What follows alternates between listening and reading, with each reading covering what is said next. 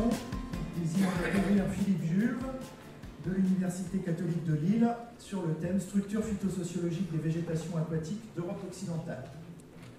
J'ai un peu changé le titre, enfin, c'est celui-là qu'il faut reprendre. Donc, en fait, j'ai un peu débordé de l'Europe occidentale. Ah oui. Donc, voilà une photo d'un bord d'étang. C'est une lisière de type 1. J'ai défini 3 types de lisières. Celles qui correspondent à des appauvrissements des 2 écosystèmes en contact. Donc, c'est le cas ici, où on a un écosystème amphibie à gauche et un écosystème aquatique à droite. Et puis, donc, la lisière est créée par l'appauvrissement des 2 systèmes. Il y a un deuxième type de lisière, c'est celle où il y a des végétations spécifiques à la lisière. C'est ce qu'on trouve, par exemple, sur le littoral maritime ou dans les lisières forestières, avec les manteaux, etc. Et il y a un troisième type de lisière qui est connu des algologues, c'est ce qu'on appelle l'effet Rioux, c'est-à-dire c'est une lisière où il va y avoir explosion d'une espèce banale qui va donc, du fait de la diminution de la compétition, va pouvoir coloniser l'espace de lisière spécifique. Il n'est pas question d'échelle là-dessus. Mais donc, pour faire un relevé phytosociologique dans un milieu de ce type, il faut se poser la question un petit peu de où on commence, où on s'arrête, et donc de se poser des questions sur les stratégies de vie des espèces. Est-ce qu'on peut vraiment les mettre dans le même compartiment ou pas compartiment? Vous voyez venir, c'est-à-dire est-ce que c'est des sinusies différentes ou pas? Et donc ça implique de définir un peu qu'est-ce qu'on entend par plante aquatique. Alors une plante aquatique, que Roncaillère appelait hydrophyte, mais qui n'est pas un type biologique pour moi, mais bon, un groupe de plantes aquatiques. Il y a plusieurs morphologies, on les passera un petit peu en revue, morphologie nénuphar, potamolucens, etc. Par contre, ce qui est caractéristique, c'est leur anatomie, avec une migration vers la face supérieure des stomates, par exemple, alors que dans toutes les plantes terrestres, les stomates sont à la face inférieure, mais pour un nénuphar, forcément, pour être au contact de l'élément gazeux aérien, il faut que les stomates soient au-dessus. Vous avez tout ce que vous avez en blanc, là, c'est des aérenchymes, donc c'est des vaisseaux qui vont faire diffuser de l'oxygène, de l'air, mais en plus qui joue un rôle de flottabilité de la feuille de nénuphar. Il n'y a pas de tissu de soutien lignifié, évidemment, puisque c'est l'eau qu'il y a sur le pore. L'eau est 775 fois plus dense que l'air, donc les problèmes de pore sont complètement différents. Voilà, c'est ça une vraie plante aquatique. Donc évidemment, une plante amphibie telle que les roseaux, même si elle est juxtaposée localement dans une profondeur d'eau de quelques décimètres, ce n'est pas pour autant que la plante amphibie a toutes ces structures. Donc en termes de traits d'histoire de vie, comme on dit maintenant, de morphologie et anatomie adaptative, comme je préfère dire un petit peu à l'ancienne, on voit que c'est vraiment des stratégies de vie complètement différentes. Alors il peut être intéressant du coup de se poser un peu la question, est-ce qu'il n'y a qu'une seule stratégie de vie ou est-ce qu'il y en a plusieurs? Aussi, est-ce qu'on peut aller un petit peu plus loin encore? Alors, si on regarde les plantes aquatiques, donc on va avoir une grosse séparation déjà entre des plantes annuelles aquatiques et des plantes vivaces aquatiques. Donc, ce qu'on peut appeler des hydrothérophytes.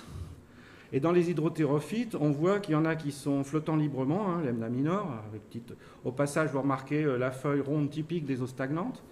Et puis, des thérophytes tels que les potamos à feuilles étroites, ici Potamo ptisifolius, qui est enraciné, lui, donc il ne va pas se déplacer au gré des vents, mais qui a aussi un comportement de plante annuelle et qui illustre un deuxième type de morphologie foliaire adaptative des plantes aquatiques. C'est ce qu'on peut appeler une morphologie lacinée, c'est celle qui est intra-aquatique. Et où ça devient évidemment intéressant, on verra après, c'est que certaines plantes montrent les 2 types de feuilles, comme les petites renoncules aquatiques, avec les feuilles rondes. Et cette morphologie adaptative d'eau stagnante est universelle partout dans le monde. Et les feuilles lacinées en profondeur. Les feuilles lacinées, ça a pour fonction en fait de pouvoir capter l'oxygène dissous dans l'eau. Et comme l'oxygène dissous dans l'eau est beaucoup moins abondant que l'oxygène de l'air, il faut une surface de contact plus grande. Et donc les feuilles deviennent lacinées. Et on verra qu'il y a un troisième type de morphologie foliaire aquatique, c'est celui des eaux courantes, avec des feuilles rubanées.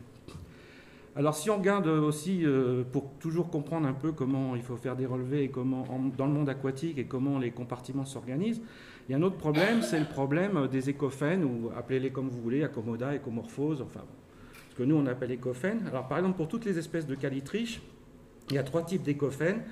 Il y a celui des eaux courantes qui est pérénant et globalement stérile, et donc il va avoir des feuilles plutôt allongées, des tiges allongées de plusieurs mètres, donc s'orienter vers une morphologie rubanée à l'intérieur du génotype calitriche, parce qu'on ne peut pas non plus faire carrément autre chose. Il y a un deuxième écophène qui est celui des eaux stagnantes, qui est pérennant aussi, mais fertile. Et lui, qui a des morphologies foliaires comme des nénuphars, mais pour un calitriche. C'est-à-dire, pensez aux rosettes de Calitrichie obtus angula. Hein, ça fait un truc rond. Le fond de moule à tarte, hein, moi j'appelle ça. Donc qui est physiquement la morphologie la mieux adaptée pour éviter l'enfoncement dans l'eau. Hein. C'est pas anodin. Et puis il existe un troisième écophène particulier qui est celui des littoraux d'exondation, des littoraux d'exondation des bords de mare, où on a affaire à quelque chose de fertile mais d'annuel. Donc évidemment, là ça veut dire aussi que si on ne précise pas à quel écophène on a affaire, on rate une bonne partie de la compréhension écologique, statistique, dynamique, phytosociologique des milieux. Donc il faudra évidemment faire attention à ça dans les synthèses. Alors je vous montre donc des exemples de plantes qui possèdent les deux types morphologiques d'eau stagnante caractéristiques. Un Ranunculus aquatilis avec ses rosettes en fond de moule à tarte, et puis des feuilles laciniées en profondeur. Mais il y en a d'autres, hein, Potamograminaeus, hein, on a l'habitude de le voir, ok, Potamograminaeus, mais peu de gens essayent d'interpréter le dimorphisme foliaire, qui est en fait simplement en surface, on a des feuilles de nénuphars, et puis en profondeur, on a des feuilles laciniées.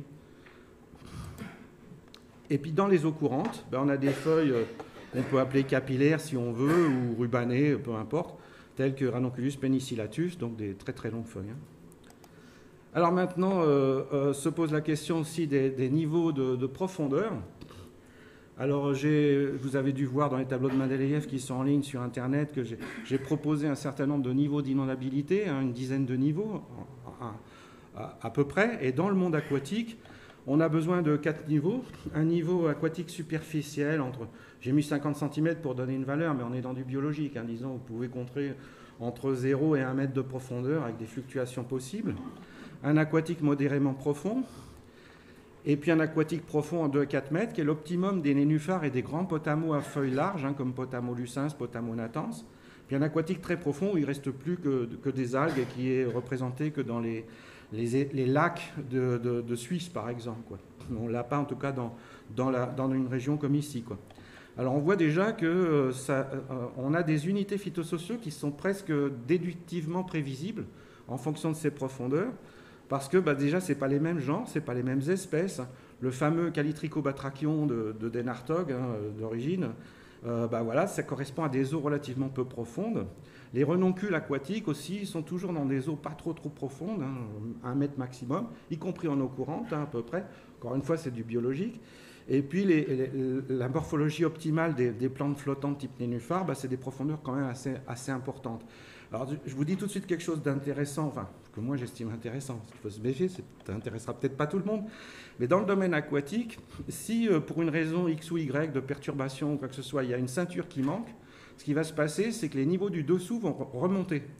Et donc, par exemple, dans une mare forestière, vous pouvez trouver du Potamonatans avec des eaux relativement peu profondes, parce qu'il n'y a pas les calitriches et les renoncules aquatiques. Alors, on pourrait se dire, mais ça pourrait aussi fonctionner dans l'autre sens. Si on vire les nénuphars, est-ce que les autres descendent? Ce qu'on constate, c'est que c'est plus facile de remonter d'une lumière faible vers la lumière plus forte que l'inverse. Donc, on a des remontées de nénuphars dans des eaux plus superficielles s'il n'y a pas de concurrence, si ce n'est pas déjà occupé par des renoncules et des calitriches. Mais par contre, on n'a pas trop descente des calitriches et des renoncules s'il n'y a pas les nénuphars, quoi. Alors maintenant, je vous ai fait un petit panorama rapide des classes de végétation aquatique à l'échelle mondiale. Donc on a quoi? On a des classes vivaces, évidemment. On a des classes annuelles. Bon, les noms, ça vous dirait peut-être pas grand-chose, mais bon, j'ai fait une petite traduction en dessous, hein, en français. Donc les Nymphaeatea loti, vous voyez ce que ça peut donner. Hein. Nymphaea lotus, c'est le lotus d'Afrique, celui des Égyptiens. Donc c'est de la végétation vivace, enracinée et africano-tropicale. On a un équivalent avec les lotus d'Asie, qui ne sont pas les mêmes que le lotus d'Égypte. Donc c'est les Nelumboetea nuciferae, donc qui est enraciné vivace et asiatico-tropicale. On a en Amérique du Sud une classe Cabombo furcatae Nymphaeatea ample, qui doit être à mon avis déjà un peu complexe parce que les Cabomba, c'est l'équivalent chez nous des renoncules aquatiques. C'est-à-dire que la première fois que vous voyez un Cabomba, les mêmes types de feuilles que Ranunculus aquatilis, Peltatus, Bodoti, des petites feuilles laciniées, un peu en rond, enfin vous voyez un ranuncule aquatique. La seule différence, c'est que les fleurs sont jaunes. Alors vous vous dites, ah bah tiens, ça peut pas être une renoncule, il n'y a pas de renoncule à fleurs jaunes dans l'aquatique. En plus, les renonculacées, c'est une famille qui est plutôt l'Arctique, plutôt circumboréale, même plutôt du nord, donc elle n'est pas présente sous les tropiques. Mais on a les cabombacées qui remplacent les renonculacées aquatiques dans les milieux néotropicaux en particulier, quoi. Alors, il y a une autre classe qui a été créée donc, pour de l'enraciné vivace néotropical oligodystrophiles. Alors là, je souligne les oligodystrophiles parce que vous voyez aussi d'où je veux en venir. On a vu des végétations à Utricularia minor et tout. Quelle place on leur donne dans notre classification à nous? En néotropical, ils en ont fait une classe à part. Bon, alors, c'est pas absolument certain parce qu'évidemment, il est difficile d'avoir des centaines de relevés de ces régions-là. Hein. C'est un peu le début de la phytosocio quand même. On a quand même quelques petites choses, donc j'ai mis peut-être à inclure dans la précédente, puisque chez nous, les trucs à Utricularia minor ou les végétations utriculaires, on peut se poser la question de les inclure ou pas dans des végétations habituelles. Et puis, on a du flottant libre vivace pantropical, mais avec des grosses plantes qui n'existent pas chez nous, hein. Avec la jacinthe d'eau, particulière Echornia crassipes, puis des pistias. On en trouve dans les bassins à Lille, si vous voulez voir un peu à quoi ça ressemble des fois. Et puis les Lemnetea minoris, qui est la seule classe aquatique qui soit subcosmopolite. Alors j'ai mis sub parce que je ne suis pas absolument certain qu'elle soit présente partout, puis cosmopolite total, je me méfie un peu, quoi. Donc sub. Mais ça veut dire pour moi donc, qu'elle est présente en boréal, en tropical et en austral. A priori.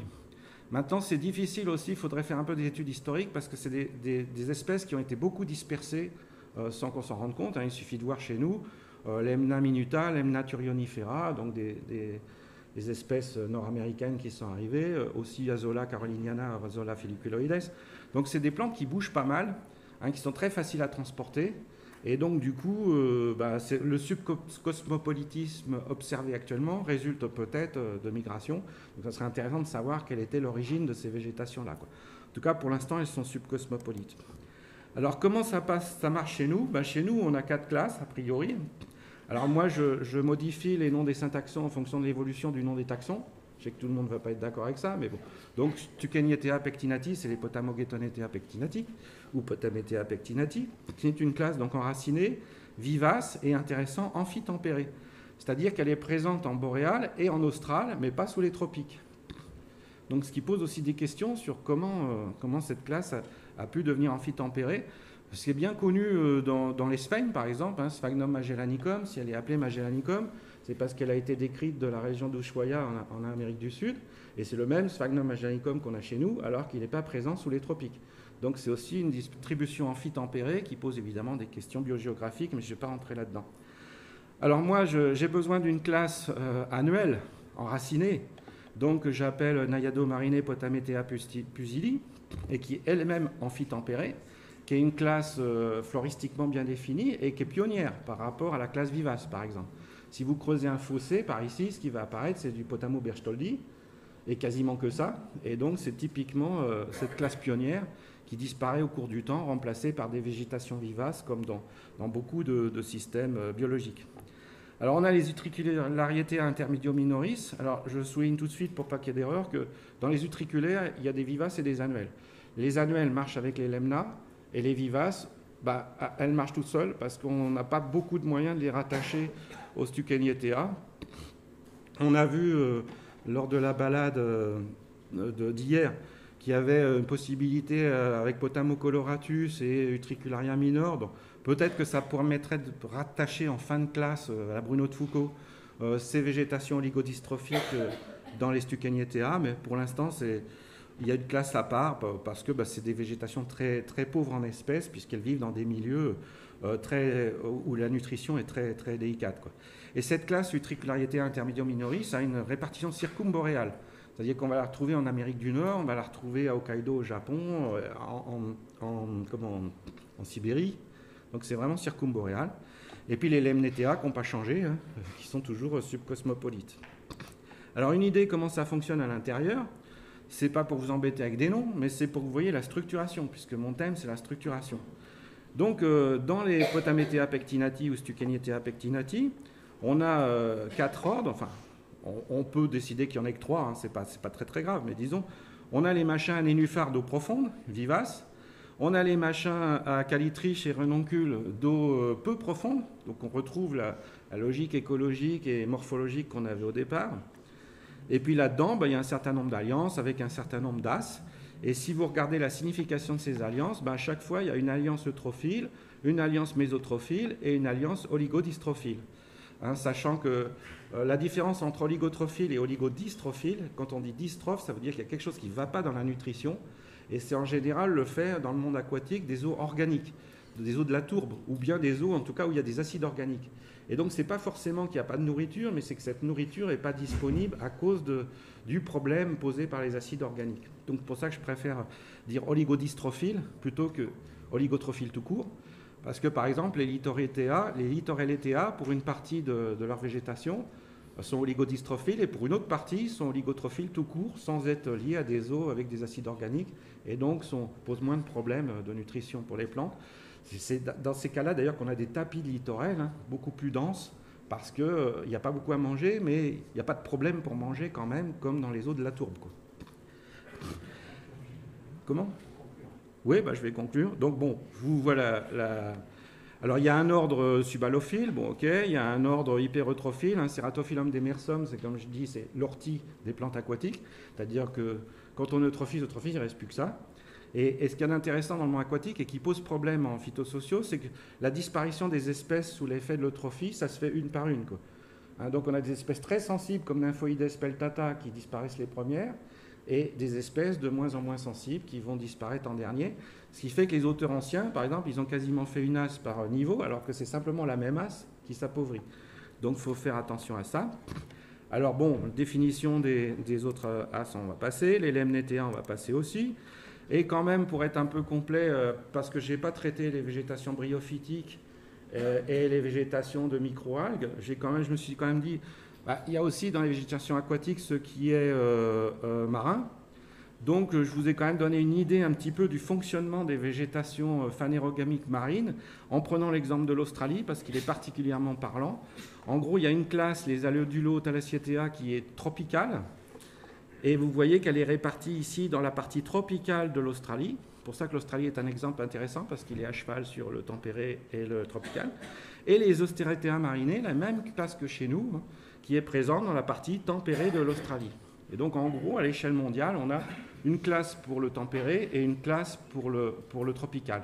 Alors, la classe du tempéré, elle a parfois été subdivisée en deux. Les Osteretea senstriques pour le tempéré modal et les Posidonietea pour le tempéré méditerranéen. Mais en fait, comme on a des groupements qui combinent les deux types de flore, je n'ai pas l'impression que ça nécessite deux classes, quoi. Et évidemment, là, on a des feuilles rubanées, puisqu'il s'agit d'une eau mobile, avec les marées, avec le vent. Et puis ce qu'il y a en plus, qu'il n'y a pas dans les végétations aquatiques d'eau douce, c'est les épiphytes algaux, avec, si vous êtes intéressé, tout un tas de classes d'épiphytes algaux très intéressantes, donc qui sont dans base algues, vous pouvez les retrouver, parce que sur les frondes, il y a des épiphytes algaux héliophiles, et à la base, par exemple des Posidonies, il y a des épiphytes algaux sciaphiles. Et ces épiphytes algaux sciaphiles appartiennent à une classe d'algues sciaphiles de profondeur, et les épiphytes algaux héliophiles des frondes appartiennent à une classe de la zone de balancement des marées. Bon, voilà en gros tout ce que je voulais vous dire sur ces questions.